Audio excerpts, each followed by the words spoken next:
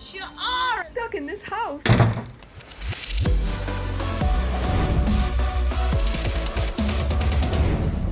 Welcome, your host, Jennie McNulty. Hello, everyone, and welcome to Your House. Hi, I'm Jennie McNulty. This is the In-House Comedy Chat, more than a talk show. We are energizing your mind, body, and spirit, and your spirit is going to soar today. My guest is Sheena Metal, host of Raising the Vibration. That's exactly what we're talking about. Can't wait to catch up with Sheena again. And don't forget to stay after we are done chatting with Sheena, because we're going to take a walk on the beach. That's right. We're going to go right downstairs there, and I'm going to bring the beach to you. And we're going to take a lovely walk, and I'm going to tell you about a woman that you may already know, but she will surely inspire you to get moving today. So make sure you stick around for that. But first, my thoughts. I am so excited, you guys. I can't tell you, I'm bubbling, because my finances are going to be in the clear. I read a story that because of the pandemic and all of the restaurants being forced to only use takeout, no more indoor dining, everybody, of course, is packaging things up and sending them out, and there is a shortage of something.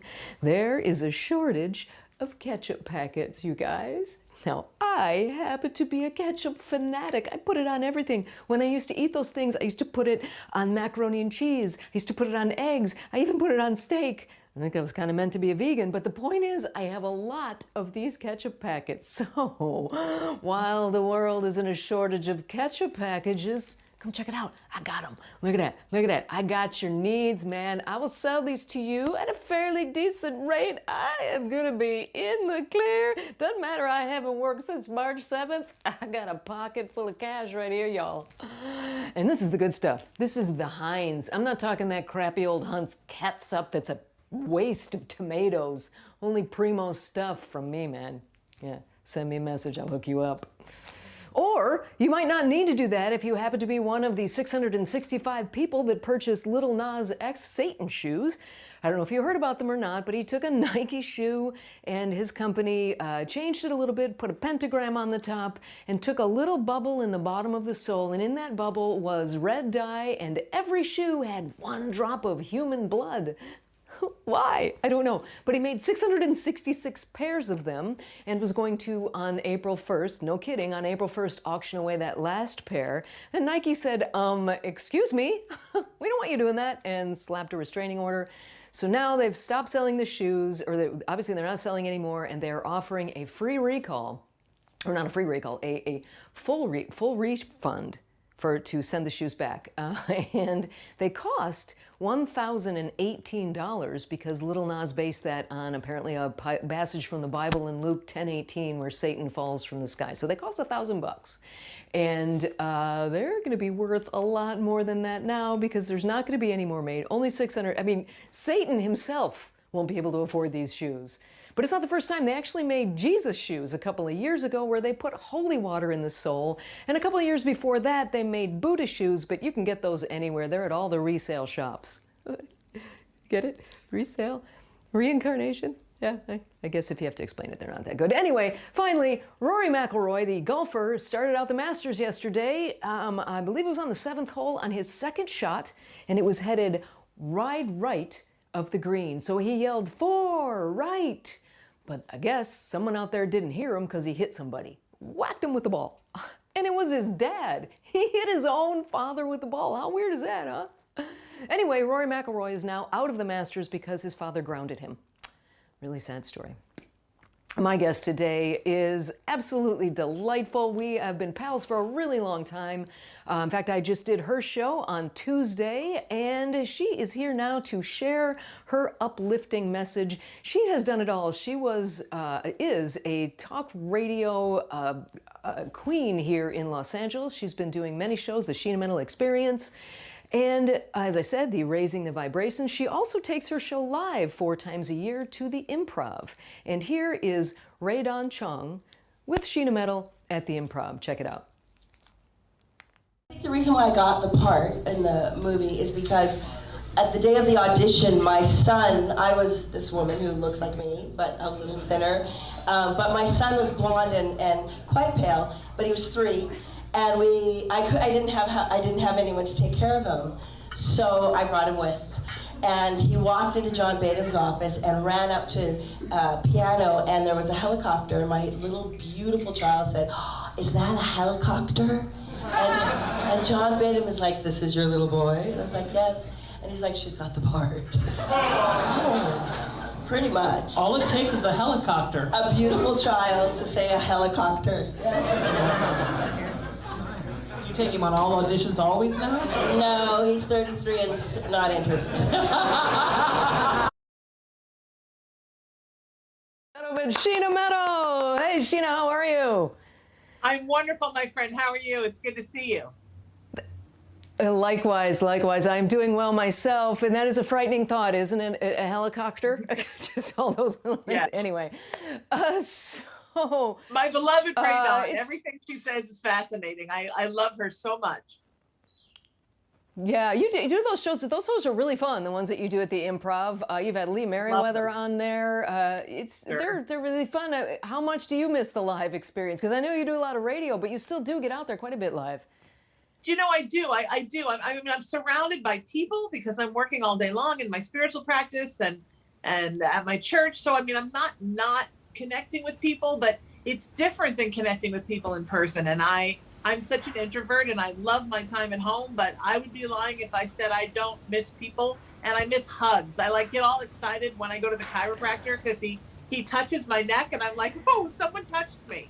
You know what I mean? It's so strange how we don't realize how important that is until it's gone, right? And somewhere my girlfriend is watching this angrily saying, I touch you every day. But, you know, it's just, I guess I need strangers to touch me.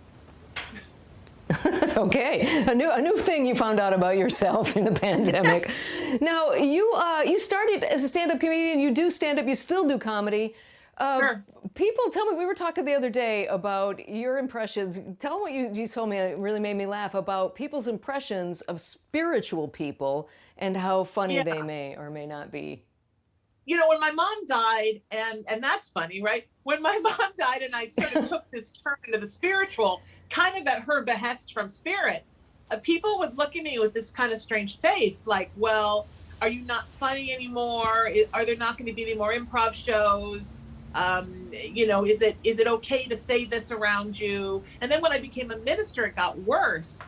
And, you know, when I started the nonprofit, it's been crazy. And the funny thing is that when my mom died, and, you know, she was my best friend in the whole world, we were soulmates, I threw her memorial, her wake, at the Improv, and I did comedy and I interviewed people. One of my improv shows was actually her memorial service. So I was raised that no matter how bad it gets, you keep laughing. It's an Irish thing, right? You just laugh your way through the depression and the hurt and the misery and the suffering and all those things Irish people get off on.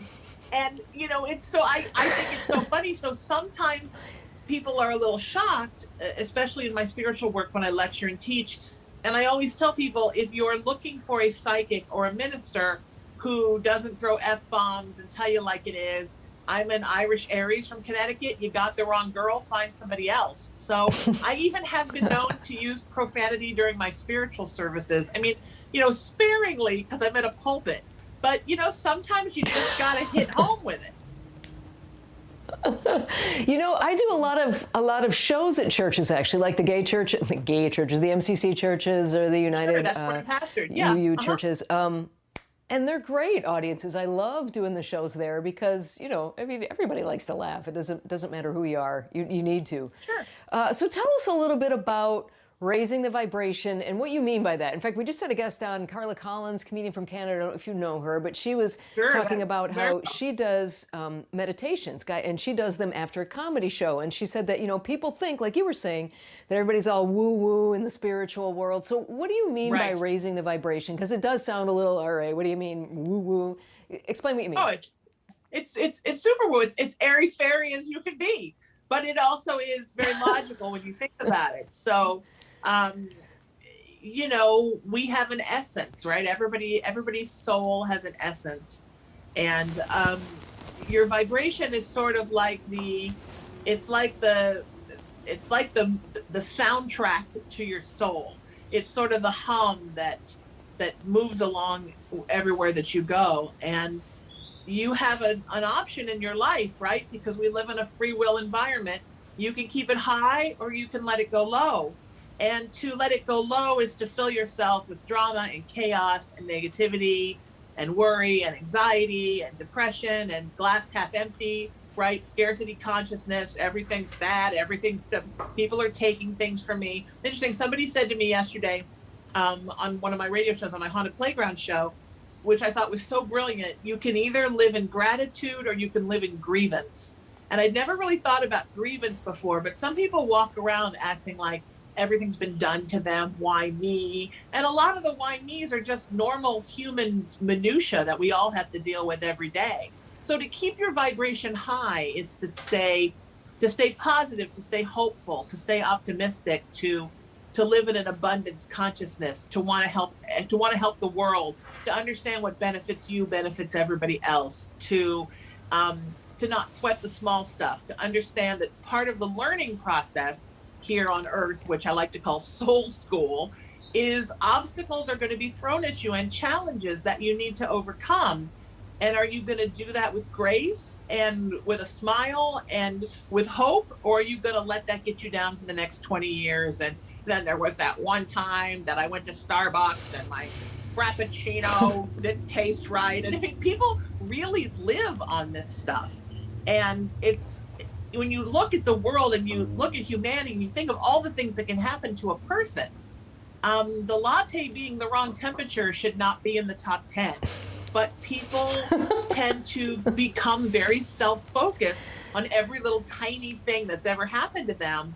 And I always say to those people, first of all, clearly nothing bad has ever really happened to you. And secondly, get a job, because if you had a job, you wouldn't have to worry about all this, which is probably not a nice thing to say during the quarantine, because none of us have jobs. But you know what I mean? Yeah, right. It's really about just keeping. And the thing about vibration is that you have yours and I have mine and everybody has theirs.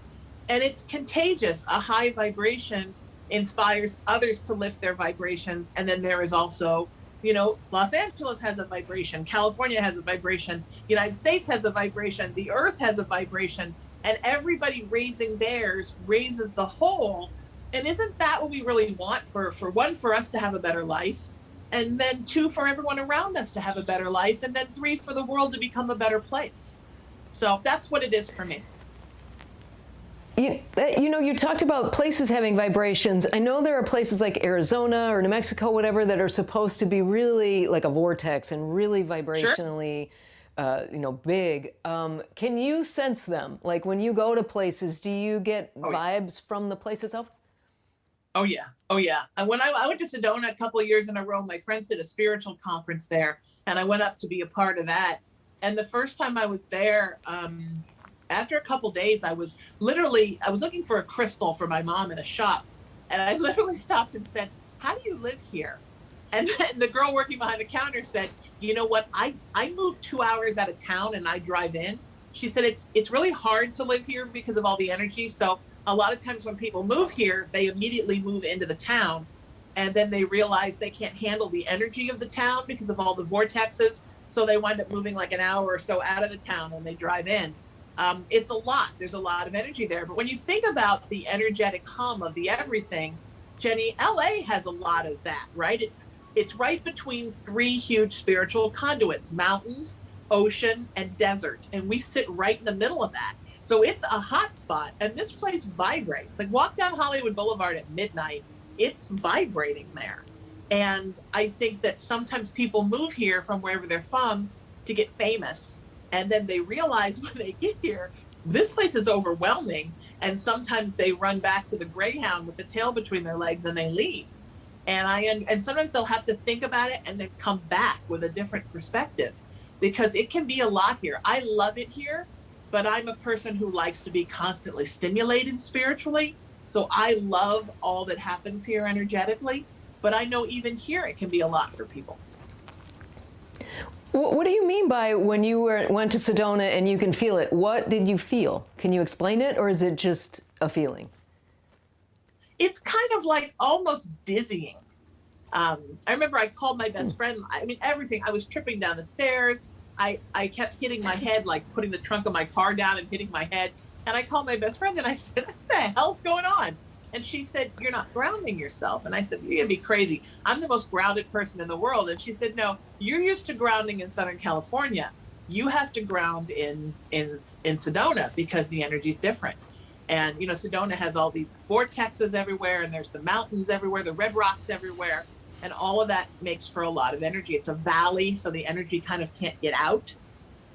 So one night I was at this conference and a speaker was speaking, and I just started envisioning, like, when you ground, right? Tree roots kind of growing out of your feet and grounding into the earth. And then after that, I stopped tripping and falling and slamming myself with car doors and trunks, and my life just became normal there for the rest of the trip. And then when I went back the next year, I was kind of already used to the energy and grounding into it when I got there. But I know they say that about Taos, New Mexico, right? And there's all kinds of places. Machu Picchu in Chile. I mean, there are places all over the world that have that kind of energy. And I think people underestimate the energy that is under Los Angeles, because they think of Los Angeles as it's a metropolis, and, you know, it's the lady who dyed her poodle purple. That was a tongue twister.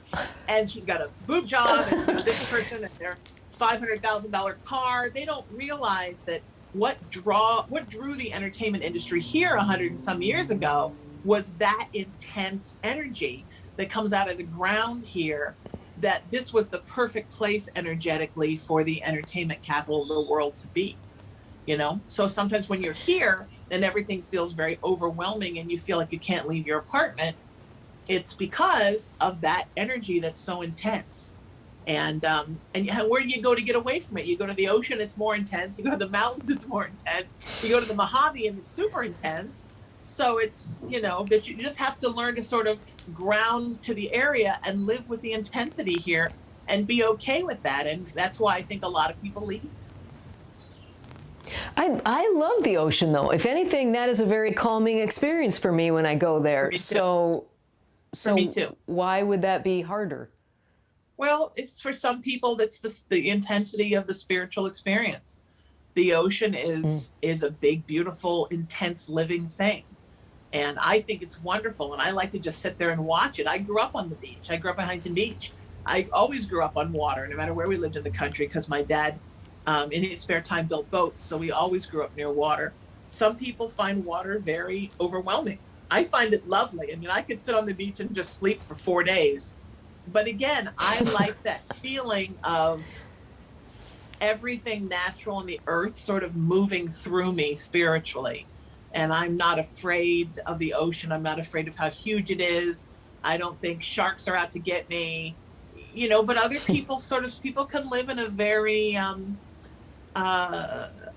insular and paranoid little bubble sometimes, and everything scares them. Sometimes, even growing up in Huntington, sometimes I sit at the ocean and I think this is like the end of a continent, and there is nothing past Catalina for thousands of miles. And even sometimes that blows my mind, because when you look at the globe and you think about where we are, and you're like, that's like just nothing, and we're kind of hanging off the end of the world here. And I think that's awesome. But if you're somebody who is prone to having anxiety about everything, I think even that can be a little overwhelming.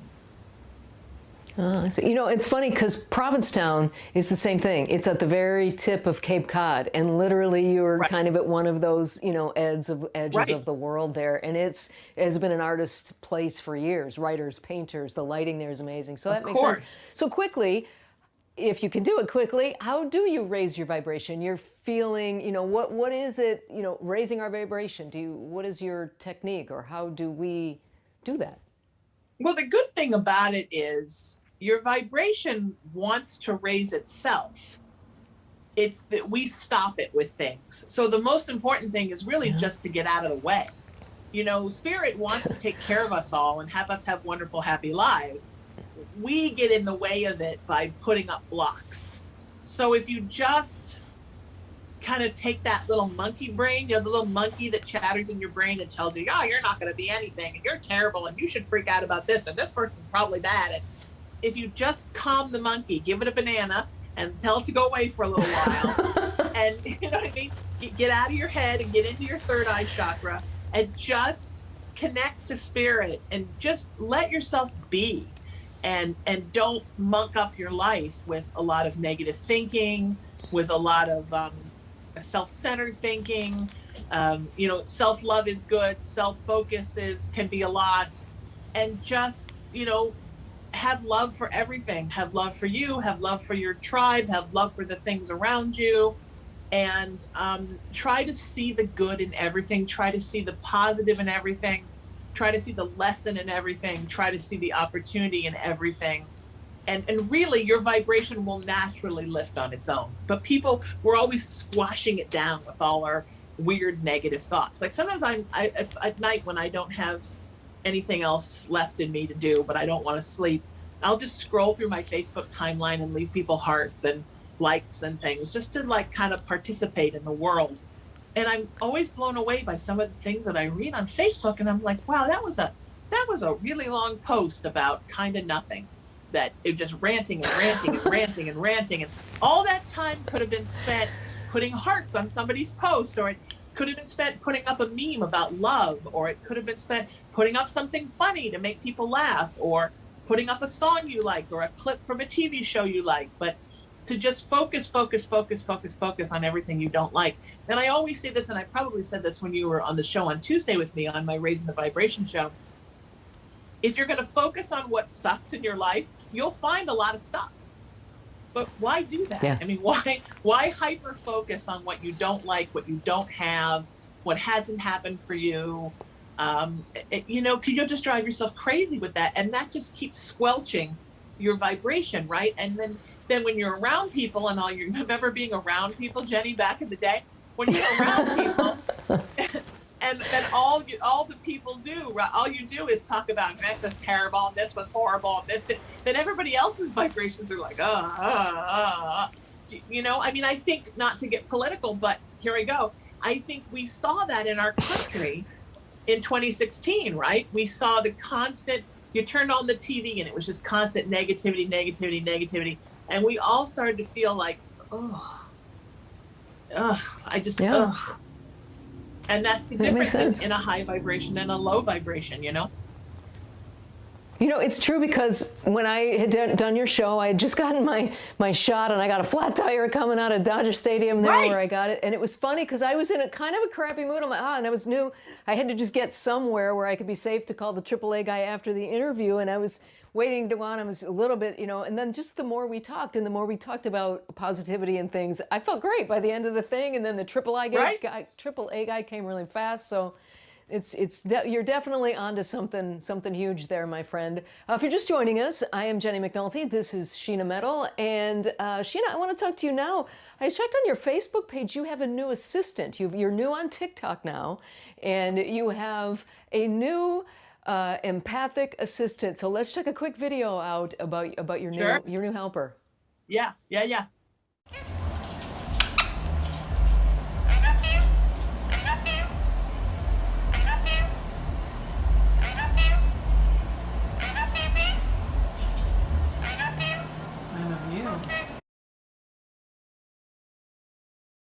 A love-filled bird he is. How cute. That's my man. That's my bird boyfriend. Isn't he something? He is. He's beautiful. So what else can he say? Oh, he says everything you want him to say. He's so smart. He picks up. Right now, my girlfriend and I and her daughter we're fostering kittens. We're bottle feeding kittens from a rescue, and he's now adopted all the kitten sounds. So now he mews, and when they come, he mew, anything. He's so fantastic. And anybody who says that birds aren't smart, he comes up with stuff on his own, and he's funny. Like if you trip and slip on something, he laughs. And at one point, my girlfriend's daughter said, "Isn't it odd how the bird laughs at our misery?" But I mean, birds have this crazy sense of humor, and he laughs when you say things. And it's a little unnerving because when he speaks, he sounds like my girlfriend because she taught him to speak. So it's like having a little blue version of her. But the first time I met him, we were all sitting on the couch, and they brought him out, and he came and sat on my shoulder, and I talked to him and told him, how wonderful he was and how beautiful he was. And then they took him back, and he was, over on the other side of the couch on my girlfriend's daughter. And slowly but surely, without noticing, he had climbed all the way off her, all the way down the couch, and he was back, like right here. And he looked at me and went, tickle, tickle. And that was it, that we were in love. And so now he follows me everywhere. And sometimes, once I was reading for a client, she was really going for it, crying and miserable because this guy didn't come back and he didn't love her. And I thought he was on the floor, and he had crawled up on the bed, and he was crawling up me. All of a sudden, he leaned to the phone. He went, "Hey, baby, what are you doing?" And she said, "Oh, my God, is there a man there?" And I'm like, well, that's kind of a strange question. There's a male, but it's not really a man, and it's a bird. So he's just fantastic. And we call him, because he's Little Bird, we call him Little Bird. So they always laugh that I'm his big bird and that he thinks I'm his girlfriend, and he brags to other birds in the neighborhood like, "You should see my girlfriend. She's really big." And so he cat calls me when I'm in a bathing suit, because I think when I'm in a purple bathing suit, he thinks I'm a violet parrot. So when I walk by the bathing suit, he like whistles at me and he's like, "Hey, baby." But he's like this big. He's fantastic. Everybody should get an Indian ringneck because they're amazing. We couldn't get one. Well, if we got one, we'd have to put him in the garage on Sundays because he would learn really nasty language during football season. Oh, yes. That's the one rule. We're not allowed to say anything to him that he would repeat first, because I think, my girlfriend's scared her parents will come over, her like 80-something-year-old parents, and he'll really go for it. But he's memorized the kids' ringtones, because all her kids have different ringtones when they text her. So sometimes when he wants attention, he'll just do the ringtones, like he's texting us and he expects us to answer. That's pretty smart. My grandma's had a bird, and he used to get out of the cage. She would let him out of the cage, and he would land on her head, and she would say, "Get off my head." So the bird could say, "Get off my head," and get me a beer, because when my parents came over, my dad would have a beer there. That's the best. Yeah, they really are. They're so bright the way they put language together, and it's amazing. Yeah. Most animals are way smarter than we give them credit for. Oh, yes. So you also, oh my goodness, time is flying by with us, my friend. We'll get to where we can all find you, but just tell us, the last time I think I saw you in real life, other than this way, was during the vagina monologues that we did. Now, you have been doing those for years, where you get like huge Hollywood stars that come in and do stage readings of the vagina monologues. Will we be doing those again in the future sometime? Yeah, absolutely. When they let our vaginas out in public again, definitely. Right now, my vagina's quarantined. So yes, absolutely. I look forward to it, and it's going to be very interesting to see what happens, like what the improv looks like, what the theater scene looks like, but what's going to happen and when things are going to open and how it's going to look again. But yeah, I don't ever want to stop doing that, because it's for such a wonderful cause. For Eve Ensler, who wrote the Vagina Monologues, founded V-Day, a charity, because she sort of didn't realize how that play was going to sort of put her in her higher human purpose of helping women identify with themselves and stopping domestic violence and other abuses against women. So when you do it, it's always for an anti-violence charity, which I think is so wonderful, because wouldn't it be nice if we could eradicate violence from the world? And it just feels good to get a bunch of people together. And the actresses that I've been able to direct, it's just the most wonderful thing in the world, and it's a complete joy for me, and I will always do it as long as I'm allowed to. That is good news to hear. So tell us, where can we find you? You got are you still doing the Haunted Playground? I do Haunted Playground. I do on Wednesdays at 6 o'clock Pacific on the Live Paranormal Network. Raising the Vibration is Tuesdays at 5 o'clock. And I will be bringing the Sheena Metal Experience over. We're just trying to figure out when and what time slot, and other things I'm bringing over, new things I'm creating. I also do 3 video web series for Live Paranormal's video channel on Tuesday, Wednesday, and Friday night.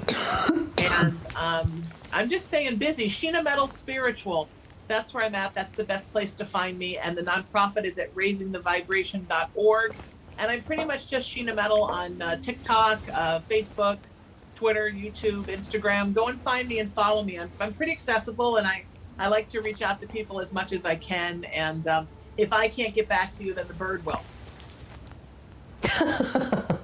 And you do readings too, right? Like psychic readings for people online or through TikTok? Okay, great. Great. I do readings and healings, and I work with animals and couples, and I do house clearings and all kinds of stuff. Cool. Well, great to catch up with you. So one last question before I let you go. We're about to go take a walk on the beach and raise our vibrations through exercise. Nice. What is it you do when you, queen of raising vibrations, what do you do when you're feeling down in the dumps? Because I know you have to at sometimes not feel so great. What do you do to make yourself feel more positive? Beach is a big one for me. Huge. Being with friends, being with family, laughing is huge for me. Writing what's in my head. Feeling like doing acts of kindness for people, getting out of my own head and getting into the world and doing something for it is huge.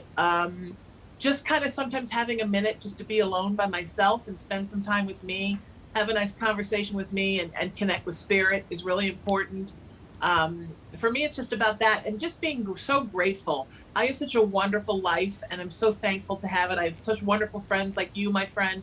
And I mean, just being here today is such a blessing, and I'm so grateful to be here with you. I think we need to look at our lives every day and sort of at the end of the night, we go to bed, sort of assess and think, what was great about today, and make a list instead of a list of what we didn't like about today. So that's what I try to do, just keep myself in check, because you know what, I'm Irish, so I can get real dark, and I just try not to let myself go there.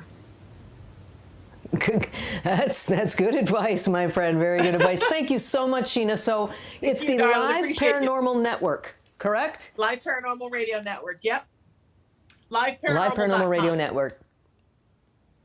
Thank you so much for being here, Sheena. Best of luck. Hopefully we'll see each other again soon in real live, in person. Absolutely. Get one of those great big hugs. Looking forward to it. Thank you so much for being here. Thank you, sweetheart. You have a wonderful show. Thank you. You too. Alrighty, well, are you guys ready to go take a walk on the beach and raise our vibrations? Come on, you know you can. Go put your shoes on, because we learned a little while ago that if you're going to walk far, you might hurt your feet in your bare feet. So get some shoes on, get ready to go. And I've got another message from Benito. Go ahead, check it out. Hi, it's Benito Juarez. I'm a little pissed off right now. I read an article today. Well, okay, Jennie read me the article, but it said that like between 1 and 3.7 billion birds are killed every year by cats. I would just like to point out a little bit of pot calling the kettle black here. Y'all kill 70 billion farm animals a year. We all gotta eat. And might I say, those birds, hello, they can fly. If they can't get away from a land-based animal, maybe it's best they're out of the gene pool. What do you say, huh? I don't know. Anyway, I'm standing here waiting for one to come by. This guy next to me here, he won't eat a thing. Right, are you guys ready to take a walk on the beach? With apologies to Sheena's bird there from Benito. At any rate, hey, cats are doing what they do, right? We don't have to. We could make other choices. But that's not what I want to talk to you about today. I want to get you up on your feet and enjoy the walk. You guys, Cher was going to come with us today, but she's getting a wig fitting. Darn it. Maybe on Monday. But come on, get up. No excuse for you. Get up. This is the time. We're going to get movement. We're going to start walking, or you can dance, or you can do knee lifts, or do whatever it is you want to do. But get yourself some blood flowing and get some moving to help raise your vibration through exercise. Excuse me. I heard something on NPR last night. You know, isn't it fun to start stories like that? Well, you know, I heard it on NPR. It makes me feel smart. Anyway, I really did hear on Fresh Air with Terry Gross. She was interviewing Twyla Tharp, who is a famous dancer and choreographer, and she was talking about a PBS movie that aired, I believe, about a week and a half ago, but it's still up on pbs.org, and I saw clips from it, and I am going to be definitely watching it this weekend. It looks amazing, and I'm really suggesting it to all of you for many reasons. A, it's really interesting, but B, one of the things that Terry Gross was talking to her about was she mentioned that Twyla Tharp had not been injured until she was seriously injured until she was 69 years of age. That, for a dancer, is absolutely remarkable. And what she said was that because she was her own choreographer, she did her own thing. She was modern dance. So she did the ballet and the other kind at first, but she said that she always did what her body could do. So each year she changed. She took up, and I believe she said in her 60s, she took up boxing. She took up weightlifting with like serious weightlifters. So she has always done different things to move her body in different ways to help keep her all around fitness. It's amazing. She is still dancing. She is still moving like a gazelle at the age of 80. So I highly recommend the video, but here is a clip just to inspire you, and I'm gonna say to you to maybe walk a little bit faster while we're watching this video and get a little bit of interval walking in. So go ahead, check out Twyla Tharp. Your life is nothing but dance, one is told. You have no recreations, no side interests. Can you throw it all away? Take 2 weeks in the Caribbean or whatever and never think of dance? Oh, I wouldn't want to. Yeah. I mean, working is a recreation, is what I'm saying. I always said, okay, your chances of becoming successful are about the same as somebody jumping off a 100-foot pole into a thimble of water. Good luck. I gave myself stuff to do that nobody else was doing. That was the point. 1, 2, 3, 4, 5, 6, 7,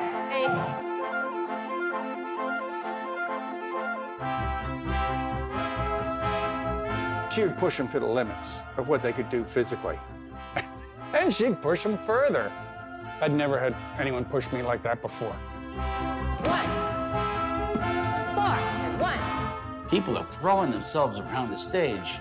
You know, I was worried about people getting injured. You know, I felt like, take it easy. You know, it was like risking life and limb. Dancers have to work every day. I have to work every day. The world of dance closed down. How are we going to do this? We don't have a stage, but we have a virtual platform. Let's see if we can bring St. Petersburg and LA together. We can bring people together. Hi. Misty, girl! Even in this stage of her career and her life, she's setting the standard for where dance is evolving to.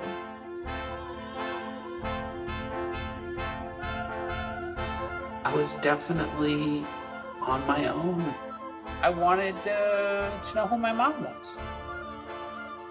I mean, it should be fine to say that I broke down. It should be all right to say that. Anybody would. You want to be everything for everyone. You can't.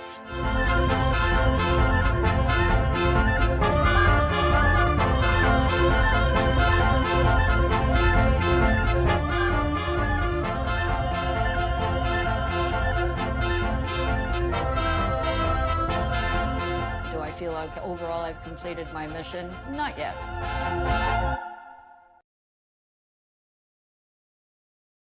So do yourself a favor and check out Twyla Moves. You know those neck rolls she was doing? We used to do those in football. Put our helmets on and stretch out your neck muscles there. You don't have to do all that. You don't have to dance that wildly, but get up and get some movement. And it's never, never, never too late to start. You can be as flexible as she at 80 if you get yourself moving and up now. You can do it. You know you can. You got it in you.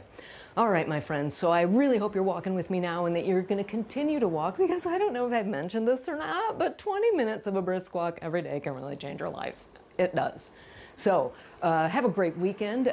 Tune in again on Monday, where I believe we're going to have Allison Angram from Little House on the Prairie. She used to be Nellie Olson. We'll be chatting with her on Monday. And I want to thank my wonderful, fantastic guest, Sheena Metal, Raising Your Vibration. Do check her out on the Live Paranormal Network. She's no longer on LA Talk Radio. She's on the Live Paranormal Network. Check her out. You will be uplifted by all of her many shows. I want to thank Sheila for directing and making me look good and doing all the wonderful things Sheila does. And of course, I want to thank you for watching and for walking along, because I know you're walking along today, guys. Come on now, keep going. Keep going, keep moving. We've been walking for about 5 minutes now, so go get another 15 minutes in. You can do it. Get yourself in shape. Have a great weekend. And cyber see me on Monday right here at 1 p.m. Pacific. Bye, y'all. Now go, go, go.